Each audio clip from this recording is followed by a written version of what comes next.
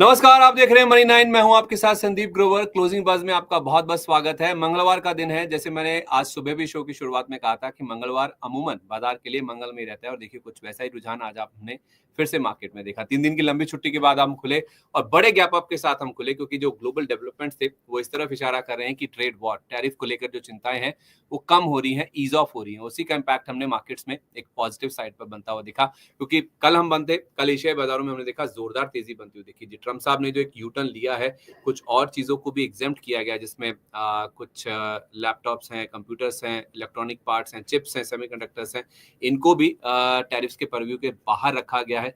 तो उसका इम्पैक्ट हमने कल एशियन मार्केट्स में देखा था। आज भी ठीक ठाक थे एशियाई बाजार और उसी का इम्पैक्ट हमने आज भारतीय बाजारों में पहली बार आता हुआ देखा।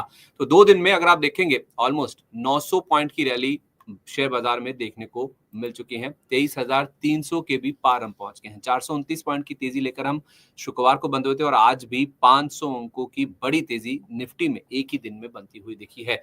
तो इस बड़ी तेजी के बाद क्या बाजार में अब मुनाफा वसूली कर लेनी चाहिए, आपकी रणनीति क्या होनी चाहिए, इस पर बातचीत करते हैं। हमारे साथ एक खास मेहमान मौजूद हैं। हमारे साथ पीएचडी कैपिटल के founder and CEO Pradeep Haldar ji कार्यक्रम में शामिल हो चुके हैं। उनके पास चलते हैं। सर, बहुत स्वागत है आपका। Very good afternoon.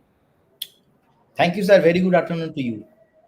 चलिए सर, एक बार जरा आपको पूरा ब्यौरा दे देता हूं कि मार्केट में आज किस तरह का एक्शन देखने को मिला, कैसा कारोबार हुआ। एक तेजी का नया ट्रम्प कार्ड बाजार को मिलता हुआ दिखा है। जैसे मैंने कहा, ट्रम्प साहब ने एक और राहत दी है, इससे बाजार झूमते हुए दिखे। 23,300 के भी पार हम बंद हुए। कहाँ हम 22,828 पर बंद हुए थे शुक्रवार के सेशन में, और आज उसमें 500 पॉइंट आप और जोड़ दीजिए तो 23,668 का वैसे हमने इंटरडे हाई बनाया था। 23,368 से 23,328 नेट क्लोजिंग हमारी जो एडजस्टेड बेसिंग पर आई है। तो 40 पॉइंट नीचे जरूर हम हाई से बंद हुए हैं, लेकिन ओवरऑल देखा जाए तो कमाल की तेजी थी आज के सेशन में। 500 पॉइंट ऊपर निफ्टी, 1600 पॉइंट से ज्यादा की तेजी सेंसेक्स में, करीब 1400 पॉइंट के गेंस हमने निफ्टी बैंक में बनते हुए दिखे हैं। और देखिए, मजे की बात यह है कि निफ्टी के 50 में से केवल एक ही शेयर ऐसा था, आईटीसी, जो कि लाल निशान में बंद हुआ। बाकी तमाम शेयर आप देखिए हरे निशान के साथ बंद हुए। कंट्रीब्यूशन पॉइंट वाइज जो योगदान है वो सबसे ज्यादा एचडीएफसी बैंक, आईसीआईसी बैंक और एलएनटी की ओर से देखने को मिला। उसके बाद रिलायंस का नंबर था। लेकिन परसेंटेज वाइज अगर आप देखेंगे तो इंडसइंड बैंक ये सबसे ज्यादा झूमता हुआ दिखा। इसके बाद Shriram finance, Tata Motors, L and T, Axis bank, ये निफ्टी के टॉप गेनर्स में शामिल थे। लूजर तो एक ही था, जैसे मैंने आपको मेंशन भी किया।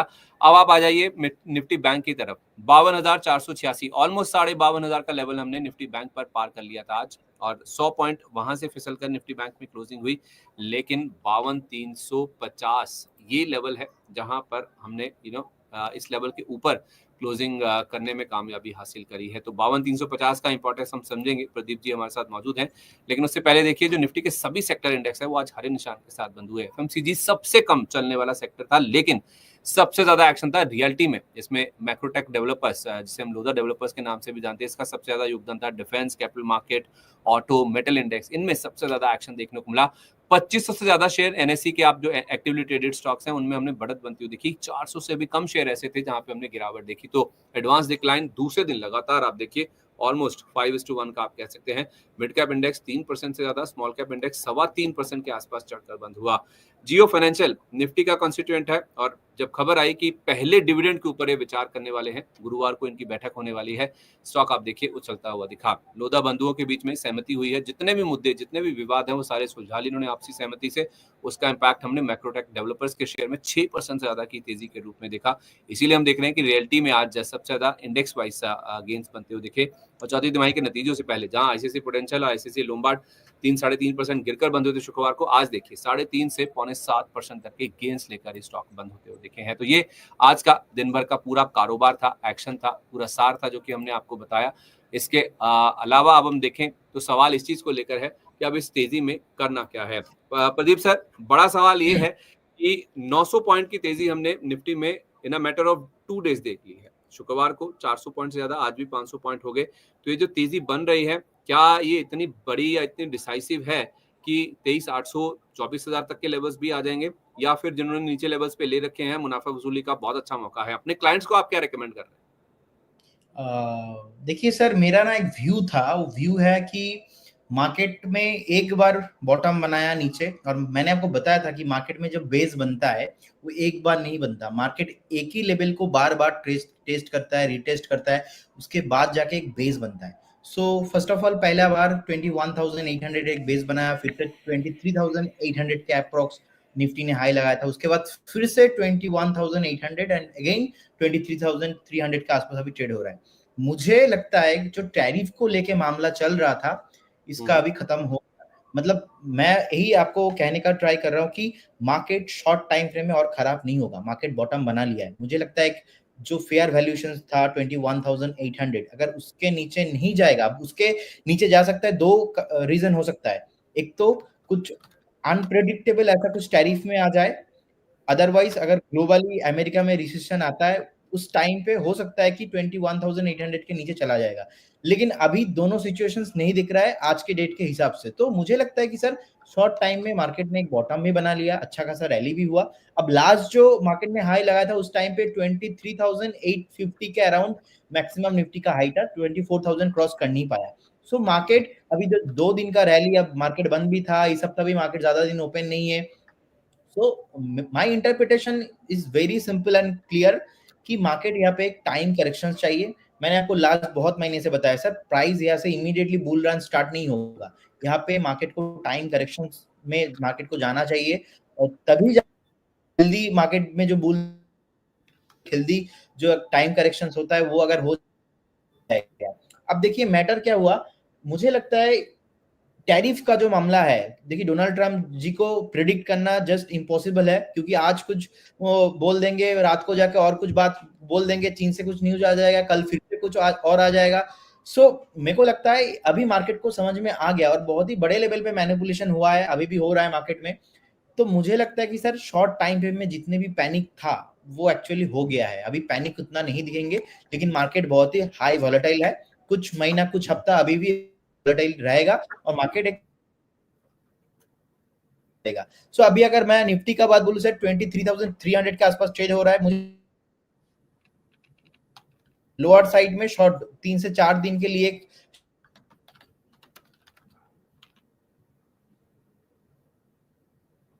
850 एक बार टच कर सकता है। अगर रही बात बैंक निफ्टी, अभी 52,500 के आसपास ट्रेड हो रहा है, मुझे लगता है बैंक निफ्टी का जो नेक्स्ट रेजिस्टेंस है 52,800 से लेके 900, मतलब अप्रोक्स 53,000।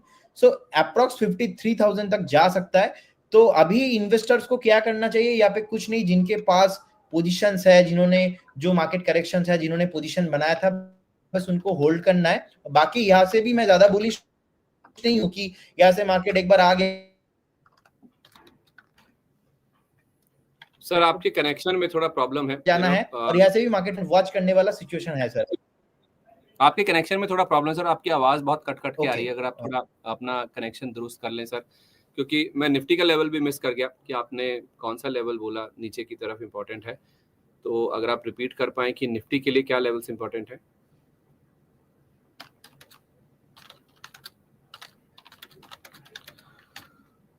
चलिए, तो आप अपना कनेक्शन जब तक दुरुस्त कर रहे हैं सर, तब तक मैं आपको एक बार जी sir. Yes, am I audible sir? Yes audible sir. आप निफ्टी के लेवल्स अगर आप प्लीज दोबारा से बोल देंगे।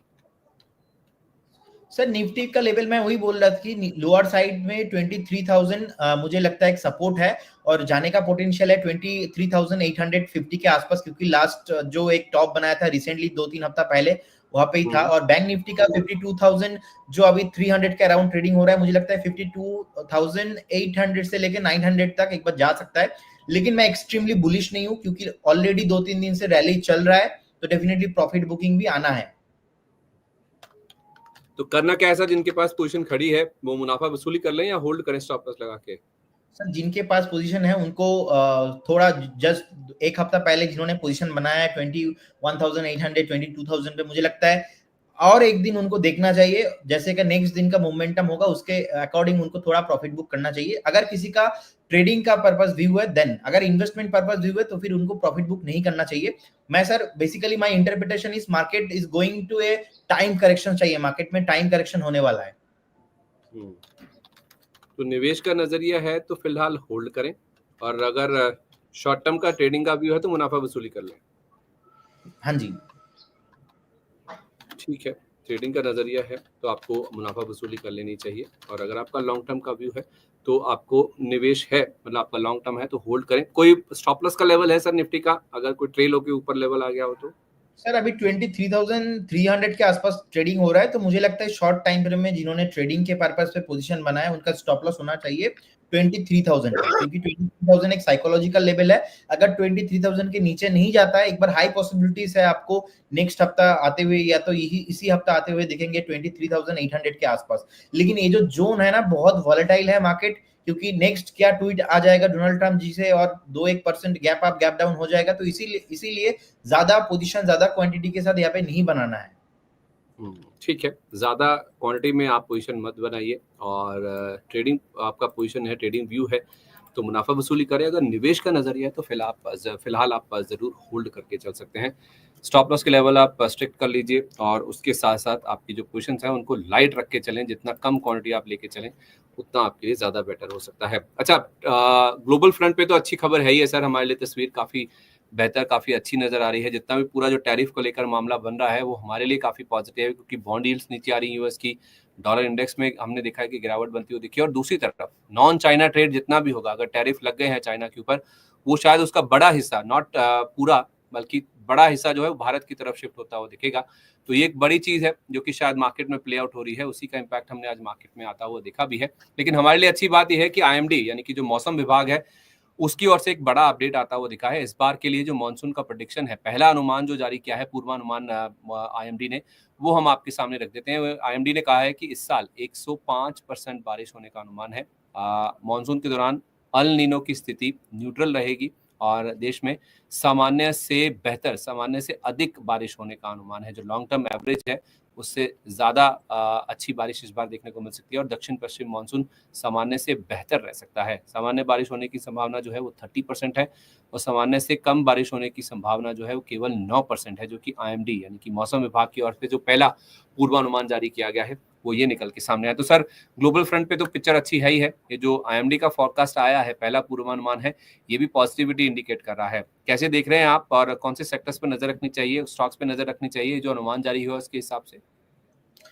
देखिए सर, ग्लोबल मार्केट जो है डेफिनेटली इंडिया पे अभी पॉजिटिव भी होना है, क्योंकि रिसेंटली अगर आप देखेंगे कि अगर अमेरिका के साथ चाइना का जो अभी डिबेट चल रहा है, हम डेली देख रहे हैं न्यूज, ऐसा अगर चलता ही रहा तो इंडिया के लिए बेनिफिट होगा, क्योंकि लोग ज्यादा इंडिया के तरफ ही आ जाएंगे।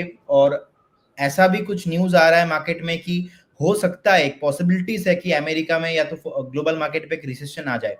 लेकिन ये इंडिया में क्या होता है सर, देखिए मार्केट हमेशा पहला पहला चलता है, बहुत स्पीड से भागता है। सो जितना प्रॉब्लम था वो खत्म हो चुका है, और ये जो न्यूज सर आप बोल रहे हो, मेरे को लगता है मार्केट इसको भी ऑलरेडी डिस्काउंटेड कर दिया लास्ट 2-3 दिन का रैली में।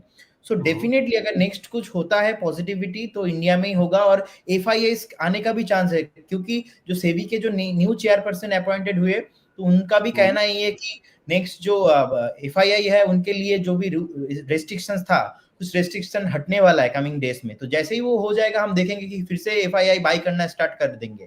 तो अगर ऐसा होता है उस केस में फिर से मार्केट में बाइंग आएगा और अपॉर्चुनिटी आएंगे। ओके, ठीक है सर। यूएस में आपने रिसेशन की बात करी, कोई आपका आकलन, कोई ऐसी कैलकुलेशन आपकी कि कितनी प्रोबेबिलिटी है यूएस में रिसेशन या मंदी में जाने की? सर मैंने अभी कितना रिसेशन होगा या इसको लेके ज्यादा अभी मेरा एनालिसिस नहीं हुआ अभी तक। अगर होगा तो उसके बाद डेफिनेटली नेक्स्ट शोज में आपके साथ शेयर करूंगा। चलिए, परफेक्ट है सर, कोई दिक्कत नहीं है। अब स्टॉक स्पेसिफिक बात करते हैं, कहाँ पे आज ज्यादा एक्शन या फिर ज्यादा तेजी देखने को मिली है। जो बाजार में हमने 500 पॉइंट की रैली एक ही दिन में निफ्टी में बनती हुई दिखी है, उसमें सर इरडा ये पहला नाम है जो कि मैं आपके सामने रख रहा हूँ। इस शेयर में आज हमने देखा 6% तक का आपको देखने को मिला। इनके चौथी तिमाही के नतीजे आने वाले हैं, और नतीजों से पहले जो कि बाजार के दौरान नहीं आए हैं, उससे पहले हमने देखा शेयर में उत्साह काफी ज्यादा था। 9% की तेजी लेकर हमने देखा है सर कि ये स्टॉक बंद होता हुआ दिखा है। लास्ट हाफ एन आवर में और ज्यादा इसमें जो तेजी है वो बनती हुई दिखी, हमने खिंचता हुआ दिखा शेयर। और जो क्लोजिंग है वो 168 के आसपास, ऑलमोस्ट डे हाई के आसपास जाकर बंद हुआ। हमारे पास नंबर तो नहीं है सर, इनके जो Q4 के बिजनेस अपडेट्स हैं वो जरूर हमारे पास हैं। जो लोन सैंक्शन इन्होंने किए थे वो 27% की बढ़त दर्ज कर रहे हैं, 47,453 करोड़ का नंबर था। और जो लोन बुक के नंबर से इन्होंने रिपोर्ट किए थे उसमें भी 28% की बढ़त थी, 76,250 करोड़ रुपए के नंबर थे। बोरिंग प्लान भी इन्होंने शेयर किया था FY26 के लिए। ये सारे आंकड़े दर्शाते हैं कि इस बार इनके जो नंबर्स हैं वो काफी सॉलिड रह सकते हैं। तो स्टॉक तो सर डे हाई के आसपास जाकर बंद हुआ नंबर्स आने से पहले। आपका क्या असेसमेंट है, इसके चार्ट्स क्या बता रहे हैं? जो नंबर से पहले ये इतनी मजबूती के साथ बंद हुआ है, क्या ये तेजी जारी रह सकती है? अगले लेवल्स क्या नजर आ रहे हैं इसमें? देखिए सर, फरवरी 24 में जब एक बार बॉटम बनाया था, उस टाइम पे भी 135 से लेके 140 के जोन पे बॉटम बनाया। और अभी जो रिसेंटली एक टॉप से इतना नीचे आया, ऑलमोस्ट अब देखेंगे 52 वीक जो इतना टॉप है 310 के 307 के आसपास है, तो वहां से ना एक ओवर वैल्यूएशन था। तो ओवर वैल्यूएशन का भी एक लिमिट होता है, तो उसके बाद करेक्शंस हुआ, करेक्शंस में नीचे आ गया, अच्छा बेस बनाया, बॉटम बना लिया 138 140 के जोन से। तो 140 के जोन से जो बाउंस बैक किया, तो मुझे लगता है अभी ना रैली होगा इसमें। हो सकता है थोड़ा एक दो हफ्ता नहीं चलेगा, लेकिन जो नेक्स्ट टारगेट बन रहा है अकॉर्डिंग द चार्ट, मुझे लगता है नेक्स्ट 185 से लेके 200 के तरफ बढ़ रहा है। तो जिनके पास है उनको होल्ड करना चाहिए। एंड अभी अगर किसी के पास फ्रेश बाय भी करना चाहता है, तो फ्रेश बाय भी इसमें एप्लीकेबल अभी होगा। ठीक है, होल्ड करें और चाहें तो आप फ्रेश खरीदारी भी करके चल सकते हैं। सर इतना आज चला है तो इतने चले हुए शेयर के बाद खरीदारी कर लें या फिर थोड़ा ठंडा होने दे, थोड़ा नीचे आने दे? देखिए सर, मुझे लगता है अभी दो बार ना बॉटम ऑलरेडी बना लिया है। टॉप से देखेंगे नियर अबाउट 55% नीचे आया था, तो 55% से रिकवर करके अभी भी टॉप से 44% नीचे है। तो जो स्टॉक टॉप से 44% नीचे है और अभी नीचे अच्छा सा बेस भी बना दिया है, सो एक बार आप 2-3 दिन वेट कीजिए। वेट करके अगर कभी भी आपको 155 से लेके 160 का जो यहाँ से अगर 7-8 टका कभी भी नीचे मिलता है, सो डेफिनेटली लॉन्ग टर्म के होराइजन में बहुत ही अच्छा मुझे चार्ट में लग रहा है, और फंडामेंटल भी बहुत अच्छा है। ओके, ठीक है। इस बीच हमारे जो मार्च के CPI महंगाई के नंबर्स हैं वो भी हमारे सामने आ चुके हैं। 3.34% के जो CPI महंगाई का नंबर है वो मार्च के महीने में आता हुआ दिखा है। तो ये नंबर आई थिंक इसमें कमी देखने को मिली है। अगर हम पिछले महीने से कंपेयर करें तो महंगाई में कमी का ट्रेंड जो है वो इस महीने भी जारी रहा है। जो नंबर फिलहाल हमारे सामने मार्च के महीने का आया है, ये नंबर वैसे तो पिछले हफ्ते आने वाला था लेकिन इसे पोस्टपोन कर दिया गया था, और पोस्टपोन होने के बाद आज ये नंबर 4 बजे रिलीज किया गया है। और जो नंबर आया है हमारे सामने वो ये दर्शा रहा है कि महंगाई में कमी देखने को मिली है। 3.61% वाला जो नंबर था मंथ ऑन मंथ बेसिस पे, यानी कि फरवरी में जो 3.61% की महंगाई थी वो घटकर 3.34% पर आती हुई दिखी है। 2 बार RBI ऑलरेडी रेट कट कर चुका है, स्टैंस भी बदलाव हो चुका है, न्यूट्रल से कॉमोडेटिव हो चुका है, जो कि इंडिकेट करता है कि आने वाले समय में और ब्याज दरों में कटौती हो सकती है, और उसको सपोर्ट मिल रहा है ये जो महंगाई के नंबर आ रहे हैं, जो कि RBI ने भी अपने फोरकास्ट में मेंशन किया था, कटौती की गई थी। और आप देखिए उस उन्हीं लाइंस पर 20-25 बेसिस पॉइंट के आसपास की हमने जो गिरावट है वो मार्च महीने में CPI महंगाई के नंबर्स पर देखिए। आपका पहला रिएक्शन सर इस पर? तो देखिए, मुझे लगता है ना इंडिया में सर नेगेटिव कुछ होने वाला ही नहीं है, पॉजिटिव ही होगा। देखिए एक ही साल में आरबीआई ने दो बार रेट कट कर दिया, ऑलमोस्ट 50 बेसिस पॉइंट तो कट हो ही गया। तो इसका जो इफेक्ट है ना नेक्स्ट हमें 6 से 8 महीने में आते हुए दिखेंगे, क्योंकि लिक्विडिटी बूस्टिंग होगा। और हमें जो इंडिया है बेसिकली डोमेस्टिक चीजों के ऊपर हमें अभी ज्यादा फोकस करते हैं, तो कुछ भी प्रॉब्लम हो जाए ज्यादा इफेक्ट नहीं होने वाला। देखिए टैरिफ का भी जितना प्रॉब्लम था वो ऑलमोस्ट पैनिक डे में हो गया खत्म, इसका लो लगा दिया मार्केट ने। तो फिर से ओवरऑल चीजें पॉजिटिव है, पॉजिटिव ही होना है। बस हमें देखना है कि कौन सा स्टॉक कौन सा जोन पे आ रहा है, और जहां पे वैल्यू जोन दिखे तो वहां पे लॉन्ग टर्म इन्वेस्टिंग करना है। ओवरऑल जो इन्फ्लेशन है ठीक है, किसी ने सर एक अच्छा से बात बोले थे कि inflation is a taxation without legislation. तो इस इन्फ्लेशन एक ऐसा चीज है ना, यहाँ पे गवर्नमेंट का ज्यादा प्रभाव नहीं रहता है, अपने आप एक जो कंज्यूमर होता है उनके हिसाब से होता है। So I am so much positive about our country and our GDP. And long term के लिए मुझे लगता है यहाँ पे कुछ भी प्रॉब्लम नहीं है। शॉर्ट टर्म में छोटा मोटा करेक्शन चलता रहता है, ये तो the part of the game है। ओवरऑल इंसान और निफ्टी को ऊपर ही जाना है, ये भी कहावत है बाजार में चलती है। हाँ जी सर। तो उसी के साथ ट्रेंड इज फ्रेंड बनाकर आप थोड़े टाइम के लिए जरूर मार्केट रुका, थोड़ी बहुत दिक्कतें आई, रिजल्ट्स खराब हुए, वैल्यूएशन को लेकर, एफआईएस की बिकवाली, टैरिफ को लेकर, सारी चीजें हैं, सारी मुश्किलें हैं, चुनौतियां हैं जो कि बाजार में चलती रहती है, लेकिन net net end of the day बाजार लॉन्ग टर्म के लिए पॉजिटिव ही नजर आ रहा है। और हमारे महंगाई के नंबर्स भी यही इंडिकेट कर रहे हैं कि बाजार में कल भी जब शुरुआत होगी तो शायद हमारे लिए डोमेस्टिक क्यूज के लिहाज से देखा जाए तो एक पॉजिटिव नंबर है जिसके साथ कल हम बाजार में खुलते हुए नजर आएंगे। लेकिन पॉजिटिविटी सर आज हमने जियो फाइनेंशियल के शेयर में भी देखी, ऑलमोस्ट 4% की गेंस के साथ स्टॉक बंद हुआ, डे हाई पर जाकर एकदम एंड किया है इसने। मार्च में हमने देखा है कि म्यूचुअल फंड्स ने कुछ 6.25 करोड़ नए खरीदे हैं इस कंपनी के, 5150 करोड़ रुपए का नेट निवेश जो है वो म्यूचुअल फंड्स की ओर से हो चुका है। और आज शेयर जो चला है उसमें वजह ये है कि 17 अप्रैल को इनकी बोर्ड बैठक होने वाली है जिसमें पहला डिविडेंड के ऊपर विचार करने के लिए इस कंपनी का जो बोर्ड है वो विचार करेगा, उस पर बैठक करेगा। तो ये एक उत्साह वाली बात है। पिछली बार जो नंबर आया था मुनाफे का तीसरी तिमाही में 295 करोड़ रुपए का इन्होंने मुनाफा दर्ज किया था, तो उम्मीद है कि पहला डिविडेंड जो आएगा शायद इनकी ओर से काफी अच्छा होगा। उसी एंटीसिपेशन में हमने देखा निफ्टी का कॉन्स्टिट्यूएंट है 4% की तेजी लेकर डे हाई पर जाकर बंद हुआ।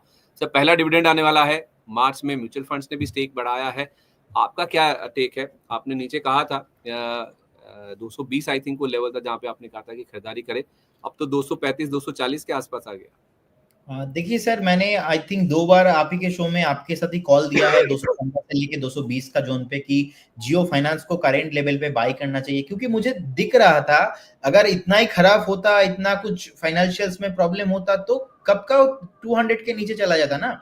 तो मेरा उस केस में ना आज से 2-3 हफ्ता पहले एक स्टॉप लॉस था 190 का स्टॉप लॉस, एंड उस टाइम में एक दिन ट्रेड कर रहा था 210, एक दिन ट्रेड कर रहा था 215 और एक दिन ट्रेड कर रहा था 220। तो 3 दिन ही में जब मैंने डिस्कशन किया 3 दिन ही मुझे लगा कि नहीं स्टॉक यहाँ से बाउंस बैक करने वाला है, और जितने भी HNI म्यूचुअल फंड सब भर भर के बाइंग किया ऐसा 215-20 में। So according to my view मैं इसमें अभी भी बुलिश हूँ। मुझे लगता है इसका टारगेट नेक्स्ट कमिंग फ्यूचर में 6-8 महीने का अगर मैं बात बोलूंगा सर यहाँ पे 280, उसके बाद 340 के ऊपर आने वाला है। तो मेरा स्टॉप लॉस भी सेम रहेगा 190, मेरा फाइनल स्टॉप लॉस 190। अगर कभी भी कुछ प्रॉब्लम होता है चाहे मैं कितना भी बुलिश हूँ, I maintain always stop loss, तो 190 मेरा स्टॉप लॉस रहेगा, और जितना मेरा बाई कॉल था उसमें मैं अभी कंटिन्यू रहूंगा इसमें। तो 280 पहला टारगेट, उसके बाद 340, कितना है ये? 6 से 8 महीने में आ जाएंगे ये? यस, हाई पॉसिबिलिटीज है क्योंकि इसका बीटा बहुत सर हाई है। जब गिरते भी है बहुत स्पीड से गिरते हैं, और जब इंक्रीज भी होता है बहुत फास्ट रिकवरी होता है। आपको याद भी होगा एक टाइम पे जियो फाइनेंस और आप और मैं मतलब 270 में मैंने बताया था कि नीचे आएगा, उस टाइम पे 220 से लेके 225 एक अच्छा जोन हो सकता है। अब जब नीचे आया उस टाइम पे हमने अच्छे से इसको पकड़ा भी, तो टॉप साइड में भी हमने कवर किया और नीचे डाउन साइड से भी हमने कवर किया। सो मुझे लगता है जिनके पास है सर टेंशन करने का कोई बात नहीं, बहुत ही बढ़िया कंपनी है। नेक्स्ट फ्यूचर अभी जो मुकेश अंबानी जी है, जो उनका ही जो सॉन्स है, डॉटर्स है, तो उन लोगों का ही होने वाला है। जो आकाश अंबानी है एंड आनंद जी है एंड ईशा जी है, कमिंग फ्यूचर में वही लोग लीड करेंगे इसको। तो डेफिनेटली इसको लेके चिंता करने का तो कोई आशंका मैं नहीं देखता हूँ। चलिए कोई चिंता की बात नहीं है, होल्ड कीजिए। ऊपर में 6 से 8 महीने का समय देते हैं तो 280 से 340 तक के टारगेट भी आ सकते हैं। अच्छा, एक ऐसा ही ट्रेडर्स का फेवरेट स्टॉक है बजाज हाउसिंग, जिसमें आज हमने 4% से ज्यादा का मूव बनता हुआ देखा। 125.80 तक गया था, 124.40 पर बंद हुआ। हैरानी की बात यह है कि सर इनका 1 साल का जो शेयर होल्डर्स का लॉक इन है वो खुला, उसके बावजूद इसमें हमने जबरदस्त मूव आज की सेशन में बनते हुए देखे। 64% इक्विटी ट्रेडिंग के लिए खुली है, यानी कि 64% जो इक्विटी थी वो ट्रेडिंग के लिए अवेलेबल होती हुई देखिए। ये कुछ 529 करोड़ शेयर हैं जो कि लॉक इन खत्म होने की वजह से बाजार में, खुले बाजार में ट्रेडिंग के लिए आए हैं। वो सारे बिक जाएंगे, इसमें कोई वो वाली बात नहीं होती, लेकिन हाँ ट्रेडिंग के लिए अवेलेबल हो जाते हैं तो एक हैंगओवर या फिर एक दिमाग में बात आती है कि शायद कोई अपने मुनाफा वसूली ना कर ले या फिर बेच ना दे, लेकिन ऐसा कुछ हुआ नहीं सर। दिन के दौरान 5.5% तक उछला, 4.25% के आसपास की गेंस लेकर बंद हुआ। तो इसने अपना 103 रुपए के आसपास जो बॉटम है या फिर जो बेस फॉर्मेशन है वो कर लिया है। अब यहाँ से डिसाइसिव अपमूव भी आएगा इसमें। देखिए बेस तो बना लिया है सर, बेस बनाने के बाद अभी ऊपर ही आ रहा है। इसका एक रेसिस्टेंस है 128 के अराउंड, सो 128 129। सो इसके ऊपर क्लोजिंग देगा तो एक चांसेस होगा कि एक बार 145 से लेके 150 तक आएगा। लेकिन अकॉर्डिंग द आईपीओ डेट अगर मैं देखूंगा कि अभी भी स्टॉक नीचे ही है, लेकिन लोअर टाइम फ्रेम में बॉटम भी, बेस भी बना लिया। सो जिनके पास है उनको होल्ड करना चाहिए विद स्टॉप लॉस ऑफ 105। और मुझे लगता है एक बार 128-29 क्रॉस करने के बाद एक वीकली क्लोजिंग के बाद आपको एक बार 145 से 150 का जोन बहुत जल्दी आते हुए दिखेंगे। स्टॉप लॉस 105 बोला आपने? यस।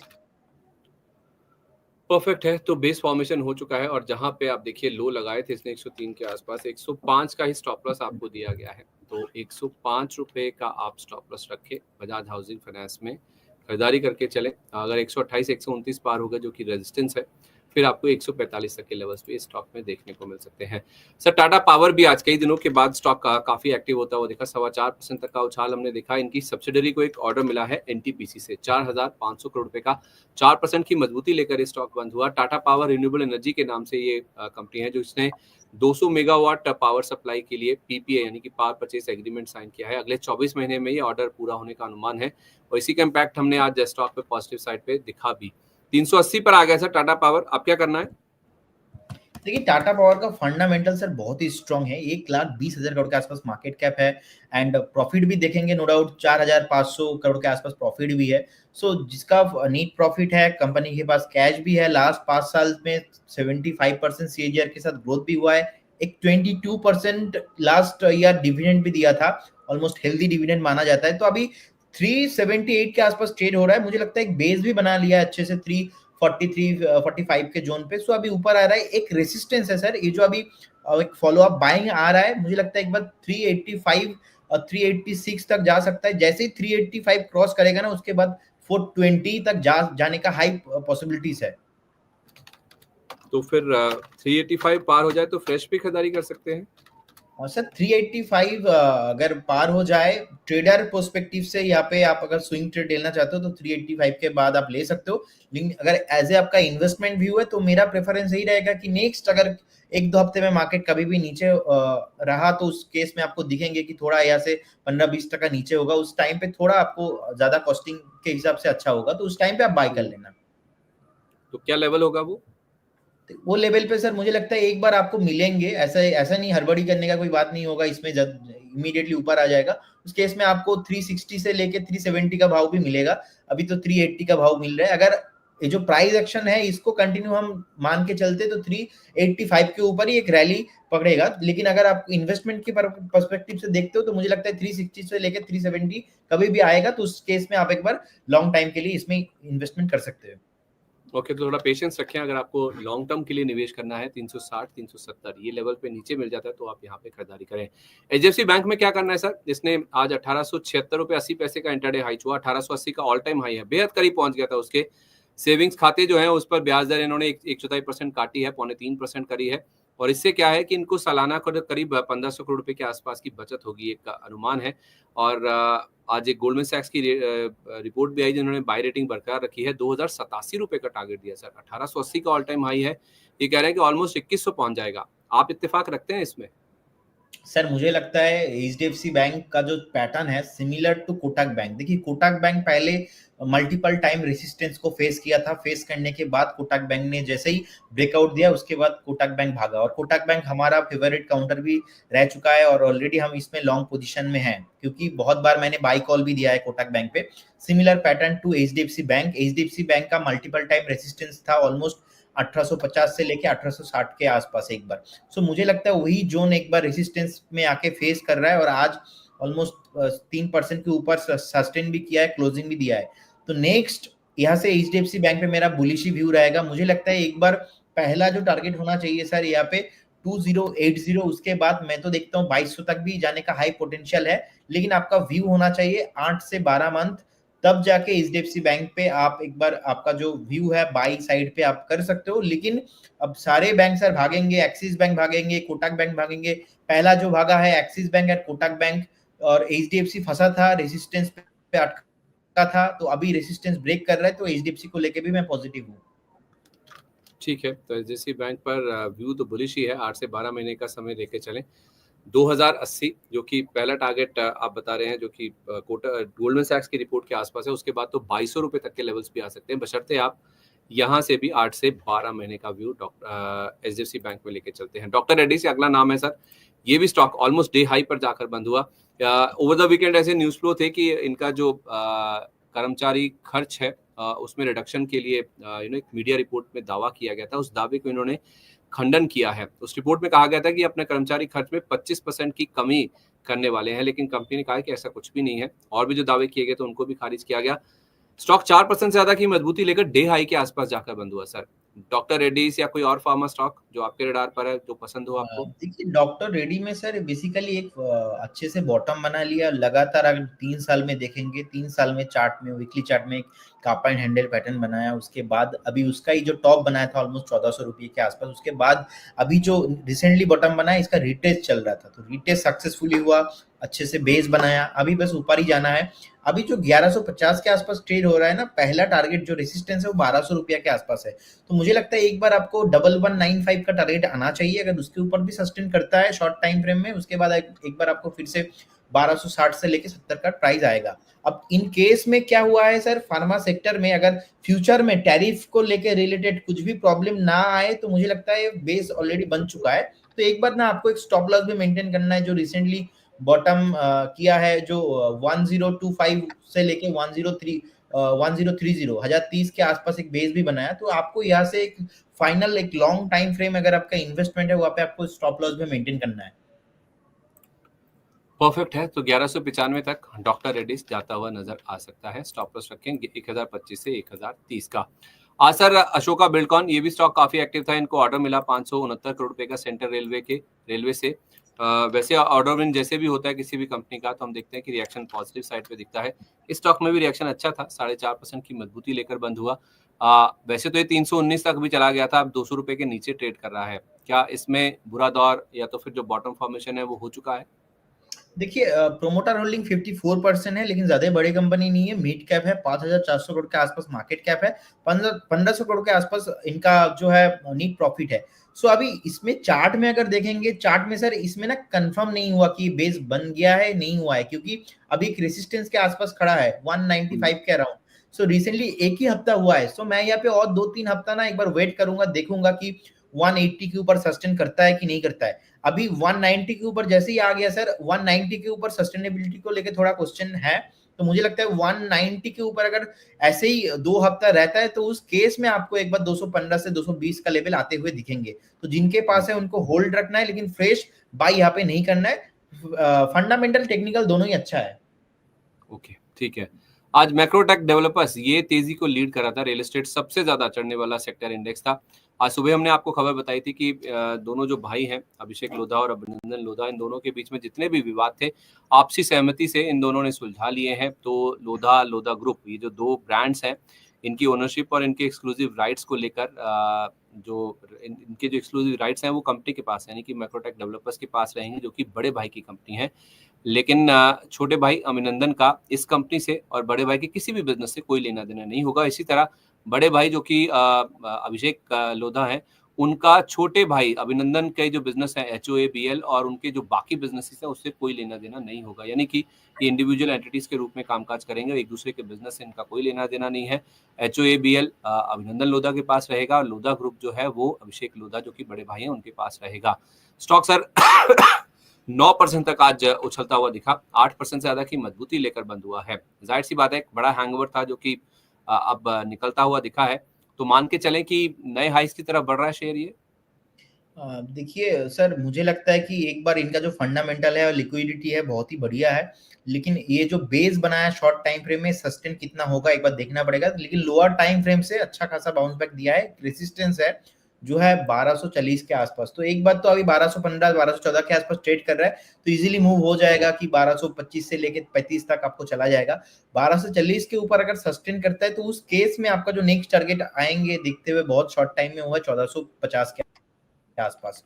तो आपको 1240 के ऊपर सस्टेन करना है, उसके बाद आपको 1390 से लेके 1400 के आसपास आपको आते हुए बहुत जल्दी दिखेंगे। और एक चीज हुआ है, प्रोमोटर ने ना लास्ट सर जो क्वार्टर है, लास्ट 2-3 साल है, इसमें थोड़ा डिक्रीज भी किया अपना होल्डिंग, ऑलमोस्ट -10% हुआ है। लेकिन मुझे ऐसा लगता है कि अभी एक ऐसा सेक्टर है, बूमिंग सेक्टर है, अच्छा खासा नीचे भी आया है, तो ओवरऑल मेरा व्यू इसमें पॉजिटिव है। लेकिन इफ एंड बैड वाला सिचुएशन है, बहुत सारे नेगेटिव पॉइंट भी है, लेकिन आपको स्टॉप लॉस मेंटेन करना है यहाँ पे। ठीक है, 1240 पार हुआ तो 1250 अगला टारगेट। 1240 पार होगा तो सर उस केस में इसमें बुल जो है बेस फॉर्मेशन हो जाएगा, उस टाइम पे आपको 1400 के 1390 से लेके 1400 के आसपास एक बार आते हुए दिखेंगे। ओके, ठीक है। तो अगर 1240 पार हो गया तो 1400 रुपए तक के जो लेवल्स है वो भी आपको इस स्टॉक में देखने को मिल सकते हैं। इसी तरह से सर इसी स्पेस की कंपनी डीएलएफ है, वहां पे भी 6% का मूव था आज, ऐसा ही चार्ट इसका भी है। सर डीएलएफ बहुत ही फेवरेट काउंटर है और इस बीच बहुत डाउन हुआ था, और मुझे लगता है कि जो शॉर्ट टाइम फ्रेम में 610 615 के आसपास एक बेस बनाया है, अभी ऊपर आ रहा है, तो मुझे लगता है एक फ्रेश बाइंग अपॉर्चुनिटी है डीएलएफ के यहाँ पे। तो जिनके पास नहीं है उनको डेफिनेटली लेना चाहिए, रियल एस्टेट का किंग है, और आपको पता ही है कि ग्रेटर नोएडा नोएडा में जितने भी मैक्सिमम डील आजकल हो रहा है डीएलएफ के साथ ही हो रहा है। सो डीएलएफ को लेके तो कोई क्वेश्चन ही नहीं है। लॉन्ग टर्म के चार्ट के हिसाब से, फंडामेंटल टेक्निकल के चार्ट के हिसाब से सब कुछ ऑलमोस्ट मिक्स करके पॉजिटिव ही है। तो आप एक बार अगर यहाँ से पोजीशन बनाते हो तो मुझे लगता है आपका जो शॉर्ट टाइम के लिए स्टॉप लॉस होना चाहिए वो है 605। तो 605 में आप स्टॉप लॉस मेंटेन करके 660 चल रहा है, मेरे को लगता है पहला टारगेट जो आपको होना चाहिए वो होगा 695, एंड सेकंड टारगेट आपको आना चाहिए 770। तो 770 तक मैं देख पा रहा हूँ कि नेक्स्ट कुछ ही हफ्तों में हो सकता है, 4 से 5 हफ्ते में आपको आते हुए दिखने का हाई पॉसिबिलिटीज है। ओके ठीक है, ये तो बात होगी डीएलएफ की, लेकिन आज बाजार का दिग्गज रिलायंस इंडस्ट्रीज लगातार चौथे दिन मजबूत हुआ है सर। आज ये 0.3% तक उछला, 0.2% की तेजी लेकर बंद हुआ, 1250 का लेवल भी इसने पार किया था, 1240 के आसपास सेटल हुआ है। खबर ये आई है कि नोयान शिपयार्ड, जिसकी इन्होंने 2 हफ्ते पहले भी हिस्सेदारी खरीदी थी 74% वेल्सपन कॉर्प से 383 करोड़ की रकम में, अब इन्होंने 10% स्टेक और खरीद लिया है। वो खरीदा गया है 51.72 करोड़ में। शेयर में अच्छा खासा एक्शन बनता हुआ दिखा। 4 दिन की मजबूती क्या इंडिकेट कर रही है सर रिलायंस के चार्ट पर? देखिए ऑलरेडी रिलायंस एक बेस बना दिया 1150 1160 के आसपास, तो रिसेंटली जो पैनिक था वो तो खत्म हो चुका है। अब देखिए मार्केट के ऊपर डिपेंड करेगा, क्योंकि रिलायंस निफ्टी 50 में इतना वेटेज रखता है, इसके ऊपर ही रिलायंस, एचडीएफसी बैंक, यही भारतीय एयरटेल, यही सारे स्टॉक के ऊपर डिपेंड करेगा निफ्टी 50 का मूवमेंट। अब मार्केट को मैं ऐसा देखता हूँ कि मार्केट नेक्स्ट यहाँ से 400-500 पॉइंट और ऊपर जा सकता है, उसके बाद मार्केट को भी करेक्ट होना है। तो डेफिनेटली रिलायंस इंडस्ट्री में भी सेम सिमिलर व्यू रहेगा कि आपको एक बार 1250 से लेके 70 तक व्यू हो सकता है, लेकिन फिर भी आपको वहां से ऐसा नहीं कि एक तरफा रैली आपको आ जाएगा, तो कंसोलिडेशन रहेगा, आप डाउन होते रहेंगे। तो उस केस में आपको लॉन्ग टाइम के लिए स्टॉप लॉस अगर मेंटेन करना है 1160, उसके नीचे चला जाएगा तो खराब हो सकता है, लेकिन उसके ऊपर बेस बना के अभी ऊपर आ रहा है, तो बस 20 से 30 पॉइंट के आसपास से ट्रेड करेगा। My view is almost positive, तब इसमें कोई प्रॉब्लम ही नहीं है। मतलब 1160 जब तक इंटैक्ट है तब तक घबराने की, चिंता करने की कोई बात नहीं। यस यस, और आपको याद है, आपको मैंने ही बताया था एक दिन 12 बजे का शो, उस दिन मनी 9 का एनुअल कुछ फंक्शन हो रहा था, तो उसी दिन 1160 1150 के आसपास ट्रेड हो रहा था। तो उस टाइम पे सर आपने बोला जाते जाते कि प्रदीप जी कुछ कॉल देके जाइए, तो उस टाइम पे मैंने उस दिन रिलायंस इंडस्ट्री दिया था, क्योंकि उस दिन मनी 9 का एनुअल इवेंट था, तो इसीलिए मेरा आज भी याद है। तो उसी दिन का जो लो था ना, एक दो दिन के आसपास, तो वही एक बेस फॉर्मेशन बना था, उसके बाद से देखिए कभी भी नीचे नहीं गया। तो मेरे को लगता है इसे यहाँ पे डेफिनेटली बहुत ही हाई पॉसिबिलिटीज है, जिनके पास है उनको होल्ड करना चाहिए। क्या टारगेट देख रहे हैं सर आप इसमें? तो देखिए इसमें जो मेरा टारगेट लगता है, एक बार ना 1300 के आसपास रुकेगा, 1290 के आसपास रुकेगा, तो पहला टारगेट 1295 अगर क्रॉस होता है, उस केस में आपको सेकंड टारगेट आएगा 1450, और 1450 के ऊपर भी जब market all time bull market में रहेंगे, उस टाइम पे आपको जो ऑल टाइम हाई है 1600, उसके ऊपर भी आते हुए दिखेंगे। तो नो डाउट रिलायंस एक लास्ट 20 इयर्स में प्रॉमिसिंग स्टॉक आया है इंडियन स्टॉक मार्केट में। सो नेक्स्ट 10 इयर्स में भी हाई पॉसिबिलिटीज है, प्रॉमिसिंग स्टॉक प्रॉमिसिंग रिटर्न दे सकता है। तो अगर आप इतने बुलिश हैं, 1600 के ऊपर के टारगेट भी आ जाएंगे ओवर द लॉन्गर टर्म, तो क्या फ्रेश खरीदारी भी इन लेवल्स पे कर सकते हैं? सर ऑब्वियसली 1160 ऑल टाइम लो है, उसमें से जस्ट हमारा 80 पॉइंट ही ऊपर आया है, तो इस बीच कभी भी अगर एक दो हफ्ते में अप डाउन होता है 10-20 पॉइंट, तो उस केस में जिनके पास नहीं है तो उनको एक प्लान डेफिनेटली यहाँ पे करना चाहिए कि एटलीस्ट उनको अगर बैंक पे एफडी ना करके, पोस्ट ऑफिस पे एमआईएस ना करके, एटलीस्ट रिलायंस इंडस्ट्री अगर वो लेके बैठेंगे थोड़ा कम क्वांटिटी के साथ with stop loss, proper risk management, definitely उनका पैसा बनना ही है मार्केट में। चलिए ठीक है, पैसा कैसा है एनएचपीसी में भी बनेगा। आज सुबह खबर थी कि बीकानेर में इनका कुछ 300 मेगावाट का सोलर पावर प्लांट है, उसका एक हिस्सा 107 मेगावाट इन्होंने ऑपरेशनलाइज कर दिया है। लेकिन स्टॉक बाजार इतना तेज था, उसके बावजूद भी केवल 1.5% ही ऊपर बंद हुआ है। सर कोई सप्लाई है जो कि इस शेयर के लिए चिंता का विषय है? क्यों नहीं चल पा रहा ये शेयर? सर 87 में एक रेसिस्टेंस है, जब तक 87 के ऊपर ना क्लोजिंग नहीं देगा वीकली बेसिस पे, उसके बाद नहीं भागेगा एक्चुअली। तो 87 एक बार पार करने दीजिए, उसके बाद आपको 95 से लेके 98 आते हुए दिखेंगे। इस केस में आपको एक स्टॉप लॉस भी मेंटेन करना है 81 का। 87 में एक रेसिस्टेंस लग रहा है चार्ट में। ठीक है, तो आप कह रहे हैं कि 95, 98 ये इनके अगले टारगेट होंगे बशर्ते 87 पार हो जाए। स्टॉप लॉस आपने बताया 81 का। यस, परफेक्ट है, तो मतलब बने रहें 81 रुपए का स्टॉप लॉस लगा के 87 का लेवल पार हो जाए, ये उम्मीद करें। फिर एनएचपीसी में एक बड़ी तेजी बन सकती है जो कि शेयर को लेके जा सकती है 95 से 98 रुपए तक के लेवल तक। चलिए अब कुछ ना दर्शकों के सवाल भी ले लेते हैं, क्योंकि 2 दिन से बाजार में गैप अप हमने बनता हुआ दिखा, बड़ी तेजी आ चुकी है। बहुत सारे लोग हैं जिनकी ट्रेन या बस छूट गई है ये तेजी की, और बहुत सारे लोग हैं जो कि अब अपने मुनाफे के आसपास आ गए हैं, या फिर जिनके लॉसेस रिकवर हो चुके हैं। बहुत सारे ऐसे भी हैं इस तेजी में भी अपने लॉसेस रिकवर नहीं कर पाए हैं। तो सवाल आपके सामने एक एक करके रखता हूं सर। विजय कुमार जी का पहला सवाल है, कह रहे हैं I have Apollo tyres eight 527 holding from 1 year, average कर सकता हूं and give view on JWL 649 का एवरेज कर सकते हैं, लॉन्ग टर्म का व्यू है। तो ये 2 स्टॉक इनके पास है सर। बाजार में इतनी बड़ी तेजी आने के बावजूद इनके लेवल्स अभी नहीं आए हैं, पूछ रहे हैं कि एवरेज कर सकता हूं क्या। JSW सर क्या बोला आपने? JWL, Jupiter wealth.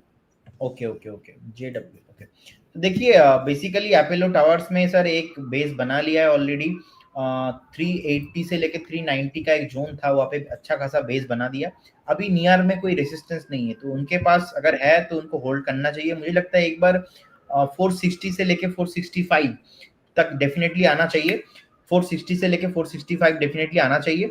एंड एक बार उनको अगर यहाँ पे फ्रेश बाय भी करना है तो कर सकते हैं। यहाँ पे मेरे को लगता है चार्ट में ना नेक्स्ट सपोर्ट जो है, एक्चुअली जो ब्रेकआउट हो गया ना, नेक्स्ट सपोर्ट है रिसेंटली 428 के आसपास। तो 428 में उनको शॉर्ट टाइम में अगर ट्रेडिंग का भी व्यू है तो 428 उनका स्टॉप लॉस होना चाहिए। अच्छा, और JWL? देखिए जुपिटर वैगन में मुझे लगता है कि एक बार जो 379 के आसपास ट्रेड हो रहा है, मेरे को लगता है अभी चार्ट में रेसिस्टेंस है नेक्स्ट 415 से 420 के आसपास। तो 420 तो इजीली आते हुए दिख रहा है चार्ट में। और अभी जो एक सपोर्ट है सर 340 के आसपास। तो 340 इज योर स्टॉप लॉस होना चाहिए, और नेक्स्ट आपको 420 425 बहुत जल्दी आते हुए दिखेंगे, तो उनको होल्ड करना चाहिए। ठीक है, ओके, होल्ड करें। ये भी 420 तक जाता हुआ नजर आ सकता है। इस बीच सर ये तो विजय जी का सवाल हो गया। इसके अलावा पंकज थवरानी जी का सवाल है, कह रहे हैं सर मेरे पास PN गाडगिल ज्वेलर्स 694 के भाव से खरीदा हुआ है, 160 शेयर है, क्या करना चाहिए प्लीज बताएं। तो इनके बिजनेस अपडेट्स तो बहुत अच्छे आए थे। इनफैक्ट ज्यादातर अगर आप ज्वेलरी कंपनीज की बात करें तो इनके नंबर्स जो बिजनेस अपडेट्स आए हैं बहुत ही अच्छे आए हैं। अब इनके पास जो लिया हुआ है जो कि 547 के आसपास बंद हुआ है, इनकी एंट्री प्राइस ऊपर की है सर, 700 के आसपास लिया हुआ है। देखिए अभी जो है सर, अभी एक रेसिस्टेंस है ऑलमोस्ट 555 के आसपास। तो 555 के ऊपर अगर जाता है उस केस में आपको 625 से लेके 630 तक एक रेंज दिख रहा है चार्ट में कि आने का हाई पॉसिबिलिटीज है। और 7,400 करोड़ के आसपास कंपनी है, 200 करोड़ के आसपास प्रॉफिट भी है। तो नो डाउट, लेकिन एक ओवरऑल लॉन्ग टाइम फ्रेम में ना सर नेगेटिव ट्रेंड पे है। सो इसलिए शॉर्ट टाइम के लिए मैं बता सकता हूँ लॉन्ग टाइम फ्रेम में नेगेटिव है। और जब आईपीओ आया था उसके बाद से लगातार नीचे ही आया है। सो रिटर्न भी उतना प्रॉमिसिंग नहीं दिया है। जिन्होंने आईपीओ दिन या उसके एक हफ्ता बाद लिया है, आज वो लॉस में बैठा है। तो लोअर टाइम फ्रेम से बाउंस आ रहा है, लेकिन इतने भी एक्साइटिंग वाला नहीं है। एक हो सकता है कि यहाँ पे मूव आ रहा है शॉर्ट टाइम फ्रेम में, लेकिन एक कंफर्म वाला मूव नहीं है। अच्छा, ठीक है, और इस परफेक्ट है। सर पहला वीक सर मैंने बात किया था, आपको याद होगा, सेनको गोल्ड उस टाइम पे 300 के अराउंड ट्रेड हो रहा था। मैंने बताया कि सर आपको बहुत जल्दी 340 के आसपास आते हुए दिखेंगे, क्योंकि स्टॉक बहुत ही अच्छा है और मार्केट करेक्शंस के चलते नीचे आ गया था। तो अभी 340 के आसपास आ गया है। मुझे लगता है जिनके पास है अभी उनको होल्ड करना चाहिए। नेक्स्ट बहुत जल्दी सर आपको 380 से लेकर 400 का भाव आपको बहुत जल्दी आते हुए दिखेंगे सेनको गोल्ड में भी। ओके, परफेक्ट है सर। सर हमने अपोलो टायर्स की बात कर ली। मोहम्मद शहबाज जी कह रहे हैं कि जेके टायर पे व्यू दिलवा दीजिए, बाइंग प्राइस 417 रुपए का है। देखिए जेके टायर बेसिकली एक नो डाउट जेके ब्रांड है, और टायर्स काउंटर में सालों साल बहुत ही अच्छा प्रॉमिसिंग रिटर्न दिया है। एंड देखिए 301 के आसपास अभी ट्रेड हो रहा है, बेस भी बनाया, और जो बेस का फॉर्मेशन हुआ है ऑलमोस्ट 260 से लेके 270 के आसपास हो चुका है। एक रेसिस्टेंस था 298 के अराउंड, उसके भी ऊपर सस्टेन हुआ है। तो अभी 301 चल रहा है। नेक्स्ट जो रेजिस्टेंस है 340 के आसपास है, तो नो डाउट ऐसे एक फ्रेश एक तरफा रैली बन सकता है 340 तक, 350 तक, लेकिन 300 के ऊपर सस्टेन करना बहुत ही इंपॉर्टेंट है। लेकिन आज का जो क्लोजिंग है, पहला दिन का क्लोजिंग है, इसीलिए मैं इसको नहीं कंसीडर कर रहा हूँ। ये मुझे एक वीकली क्लोजिंग चाहिए, एक फ्राइडे वाला क्लोजिंग चाहिए 300 के ऊपर। फिर उस केस में आपको एक बार 340 से लेकर 350 तक आते हुए दिखेंगे। परफेक्ट है, ठीक है सर। ये होगी बात इस स्टॉक की।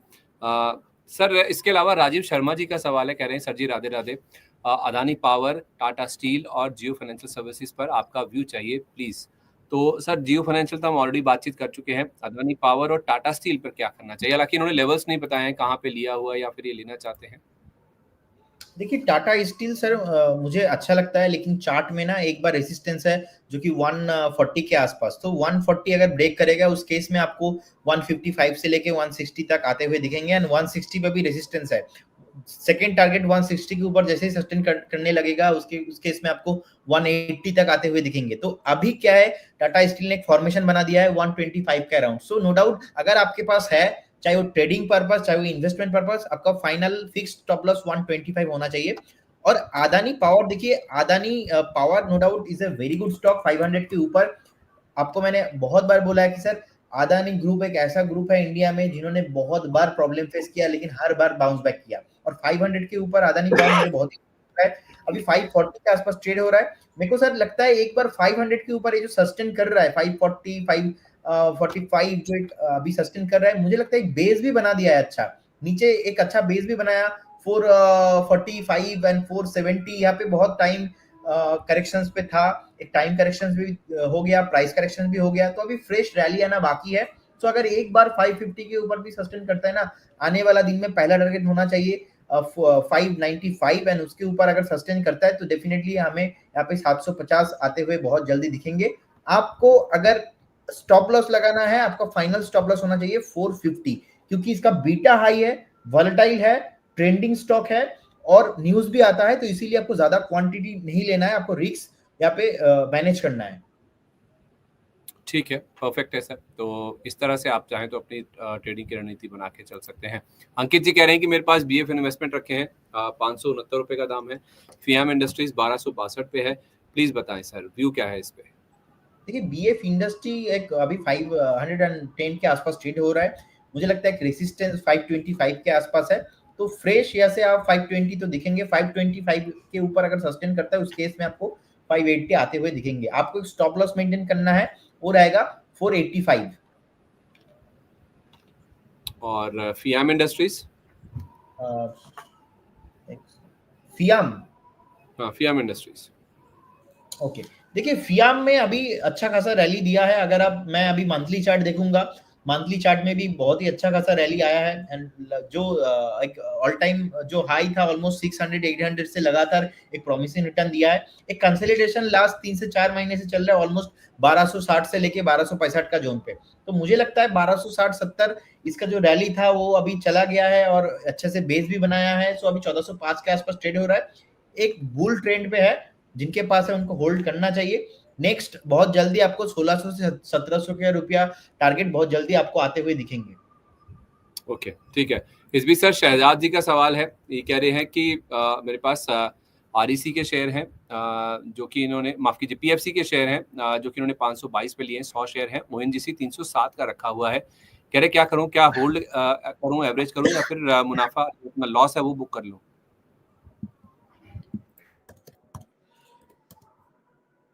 आरईसी सर राइट, पीएफसी है सर, 100 शेयर है, 522 का रेट है, और पीएफसी आज 6.5% चला है लेकिन फिर भी 427 पे बंद हुआ है, इनके दाम से ऑलमोस्ट 100 रुपए नीचे।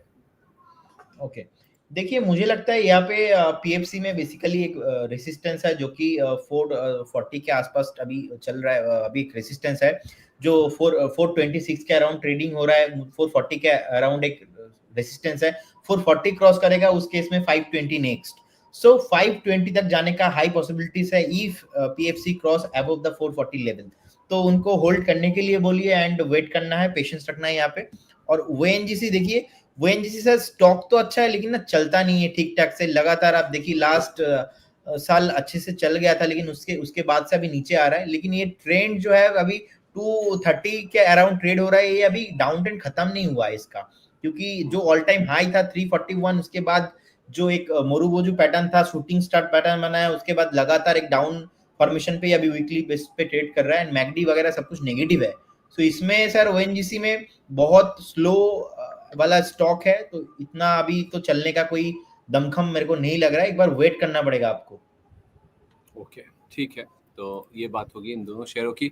सर इसके साथ साथ आइनॉक्स ग्रीन पे भी आपकी राय दीजिए। हमारे एक दर्शक हैं, वो कह रहे हैं कि आइनॉक्स ग्रीन 124 पे लिया है, क्या करना चाहिए? देखिए 124 में आपने लिया है तो आपने बहुत ही अच्छा प्राइस में लिया है, अभी 143 के आसपास ट्रेड हो रहा है। आप 120 के आसपास एक स्टॉप लॉस मेंटेन कीजिए, या तो आप कॉस्ट टू कॉस्ट अभी रख लीजिए, क्योंकि 124 में आपका एक बाइंग हुआ है, तो नो डाउट बहुत ही अच्छा आपने बाइंग किया है। एंड इसका जो टारगेट आना चाहिए 165 से लेके 170 तक बहुत ही जल्दी होने वाला है। अब 124 आपका जो बाइंग प्राइस है, वहां पे आपका स्टॉप लॉस मेंटेन कीजिए। अगर कभी भी नीचे आता है तो उसके इसमें आपको लॉस भी नहीं होगा, लेकिन मुझे चार्ट में जो दिख रहा है 165 बहुत ही जल्दी आने वाला है। इनफैक्ट स्टॉक आप देखिए 20% के सर्किट पे जाके बंद हुआ है।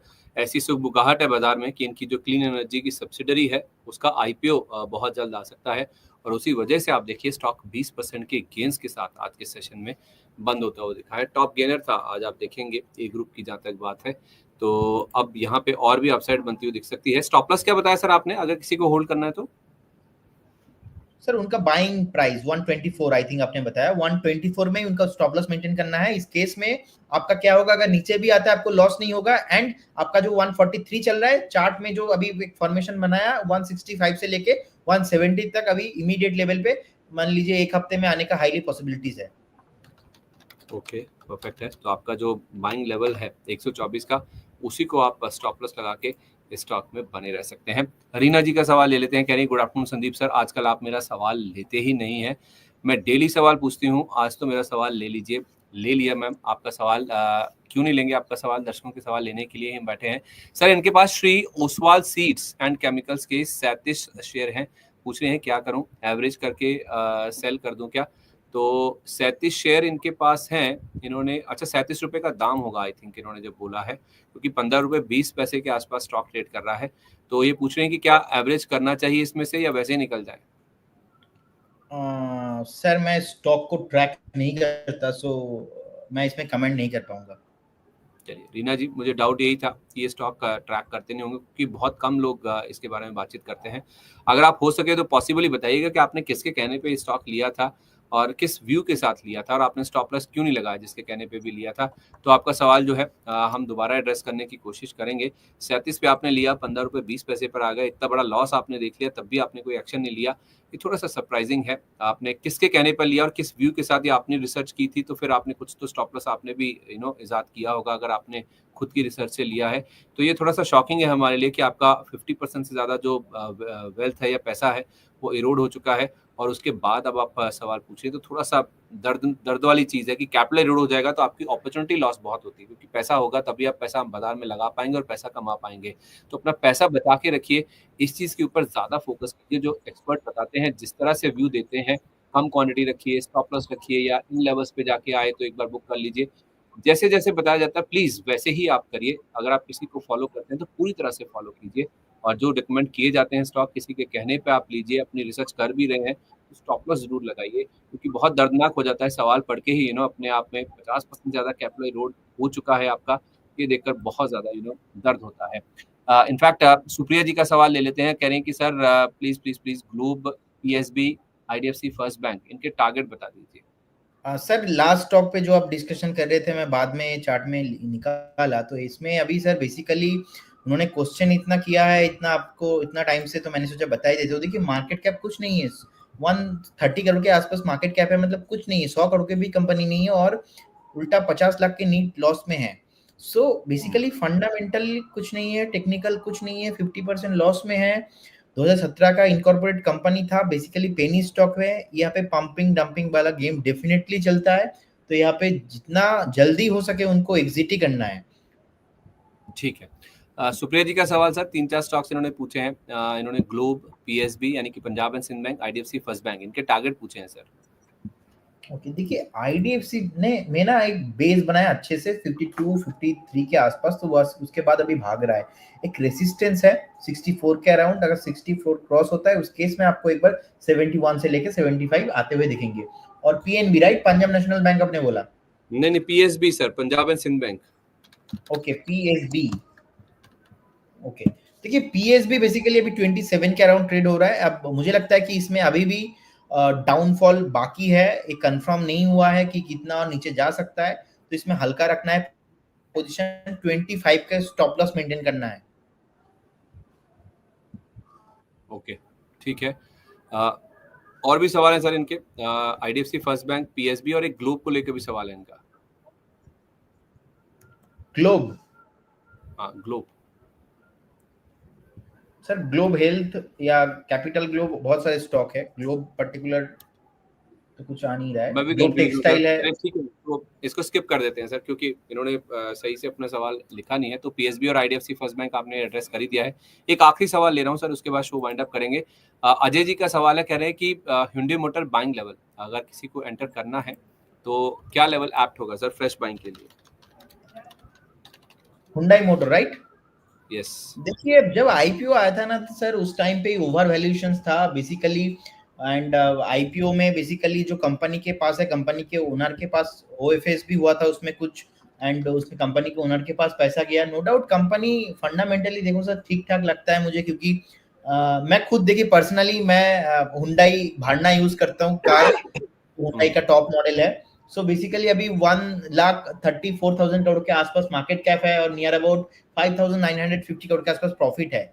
लेकिन ये प्रॉफिटेबिलिटी और फंडामेंटल देख के यहाँ पे इन्वेस्ट करना इस वैल्यूएशंस में ये ठीक ठाक नहीं लगता मुझे। सो मुझे लगता है एक बार जो एक चार्ट है वो फॉर्मेशन होने दीजिए। बहुत सारे लोग ट्रैप हुए इसमें आईपीओ में, क्योंकि इतना हाइप हुआ था और उसके बाद से देखिए कोई परफॉर्मेंस ही नहीं है अल्टीमेटली। तो प्रॉब्लम यही होता है, अगर आपका जो वैल्यूएशन है ओवर वैल्यूएशन पे आप आईपीओ में लिस्टिंग करते हो लाइक पेटीएम, तो उस केस में ना ऐसे ही रिटर्न नहीं आते। तो जिनके पास है उनको एक स्टॉप लॉस लगाना है 1550 का। अगर 1550 कभी भी ब्रेक करता है by any day any situation, आपको एग्जिट करना है। और अभी यहाँ पे फ्रेश बाय भी नहीं करना है, क्योंकि यहाँ पे आईपीओ के बाद यहाँ पे कुछ भी रिटर्न नहीं है और चार्ट भी ज्यादा नहीं है, कंसोलिडेशन पैटर्न ही कर रहा है इसमें। सर मेरा ना ये सवाल लेने का पर्पस एक्चुअली ये था, क्योंकि आज ऑटो स्टॉक्स में हमने देखा काफी अच्छे गेन्स देखने को मिले, 5 से 7% तक की तेजी बनी। ओवरऑल मार्केट ने जितने भी ट्रम्प की या टैरिफ की वजह से जितने भी लॉसेस थे वो लॉसेस सारे रिकूप कर लिए हैं। ऑटो स्टॉक्स में जबरदस्त एक्शन बनता हुआ दिखा है। तो हुंडई को लेकर सवाल था, अगर ऑटो में किसी को रहना ही है, कोई प्रेफर्ड पिक आपका? देखिए मुझे मारुति अच्छा लगता है, इसका बीटा भी लो है और चार्ट में देखेंगे बहुत ही शानदार है, लगातार एक प्रॉमिसिंग रिटर्न दिया है। और रिसेंटली जो एक लो बनाया था वैसे बॉटम बना के अभी ऊपर भी आ रहा है, 11,850 के आसपास ट्रेड हो रहा है। इसका नेक्स्ट टारगेट ना सर 12,400, और उसके बाद ऑल टाइम हाई आपको दिखेंगे कि 13,500, उसके बाद भी आपको 52 का हाई आते हुए बहुत जल्दी दिखेंगे। और मारुति मुझे बहुत ही अच्छा लगता है। तो अगर किसी को रहना है लार्ज कैप में, तो मुझे लगता है मारुति एक अच्छा सेफ स्टॉक हो सकता है, और वैल्यूएशंस भी ठीक ठाक ही है, ज्यादा 52 एक हाई के ऊपर भी नहीं है। और अगर आप मैं 52 एक हाई देखता हूँ, 52 एक हाई से नियर अबाउट अभी जो ट्रेड हो रहा है ऑलमोस्ट अभी भी 15-16% नीचे ट्रेड कर रहा है। सो नियर, तो यही है, मारुति को लेके आपको जाना चाहिए। ठीक है, कोई और प्रेफर्ड पिक्स आपके साथ? एक समय आप बैंक्स को लेकर बहुत बुलिश थे, एचडीएफसी, एक्सिस, कोटक बैंक आपने लोअर लेवल्स पे रेकमेंड किए हैं। कोई फ्रेश ऐसे स्टॉक जो आपने आइडेंटिफाई किए हैं हमारे दर्शकों के लिए? सर फ्रेश बैंक अभी कुछ नहीं है। एक्सिस बैंक मैंने 970 में रिकमेंड किया था, आज 1112 के आसपास ट्रेडिंग हो रहा है, इसको ही मैं लॉन्ग करके जाऊंगा। कोटक बैंक को मैं पसंद करता हूँ, कोटक बैंक को मैंने रिकमेंड किया था उस टाइम पे 2050 के आसपास ट्रेड हो रहा था।